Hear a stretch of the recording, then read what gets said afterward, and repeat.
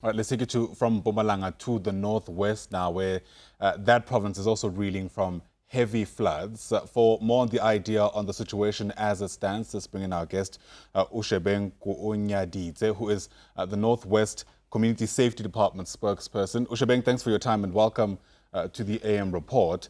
Give us an idea of how bad the situation is as the situation stands. Good morning, Ayanda. Yes, yesterday we closed N14 and 18, linking Freiberg and Kuruman and Taung, respectively. However, this morning the roads were open. They were completely submerged yesterday, but today in the morning, our traffic officers went there to assess the situation, and the water has subsided and they were deemed safe to travel on again.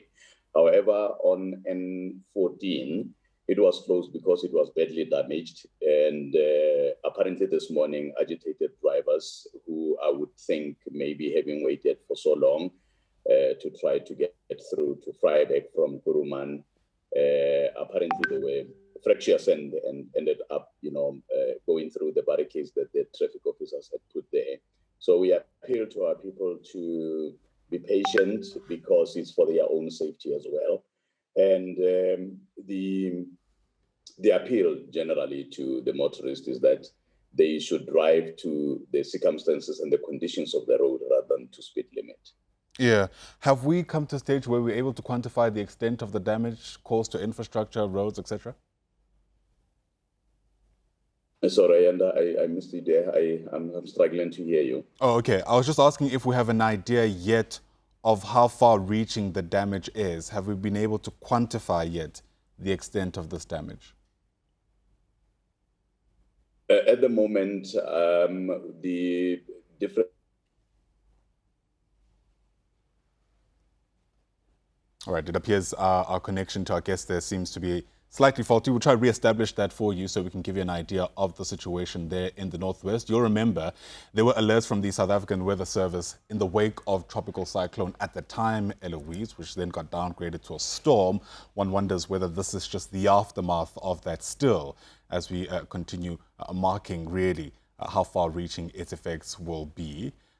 We will continue to also look at the situation in places like KwaZulu-Natal. You remember that's where we were told the storm will first arrive, and that's a few days ago already. In Gauteng, we are being told that the gloomy conditions that perhaps you are waking up to are likely to continue well into the weekend. Ushebeng is back with us via our video link from the Northwest. Apologies for that. You were still explaining the extent of the damage caused by these floods, specifically in the Northwest. The assessment will still be done, and if I heard you correctly, you asked about the extent of the damage. What we do know now is that the N18 was damaged badly, hence the decision by the traffic officers to close it. Even on N18, the damage hasn't been reported on N18. However, on N14, it was reported yesterday that the decision, or that the reason why there was a decision taken to close it completely, was because it was damaged and therefore unsafe to travel on. As with regard to villages and in towns in Freiberg, as I indicated earlier, if you heard me, the disaster management will go in and assess the situation and see how people could be assisted. Yeah, and what kind of assistance is available to affected residents, Ushebeng? Sorry, Ayanda, I really am struggling to hear you. I understand that. My signal. Yeah, not a problem at all. I was just asking what kind of assistance is available to residents. Are you able, for instance, to provide shelter in the event that that's actually what's needed?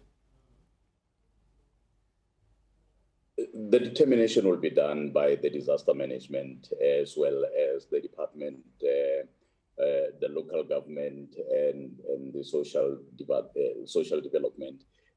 I think this morning they would go in and through municipalities see what is the extent of the damage and how people could be assisted. By later today, I suppose we will be having a clearer picture on how people could be assisted, what is the extent of the damage. where, because the focus, as I indicated, was on the N18 and N14. But we do understand, last night we have had that in other areas, like in villages outside Rustenburg, for instance, that there had been bad floods there, flash floods, that led to people's property being damaged. We also do know that in other areas, like in Kaxanomolov outside Freiburg, similar reports were received. Then, as I indicated, the disaster management of the department will assess those. Our focus were mainly on N18 and on N14, because those were initially the challenges, because they were completely impassable. That is why the decision was taken to close them off, as the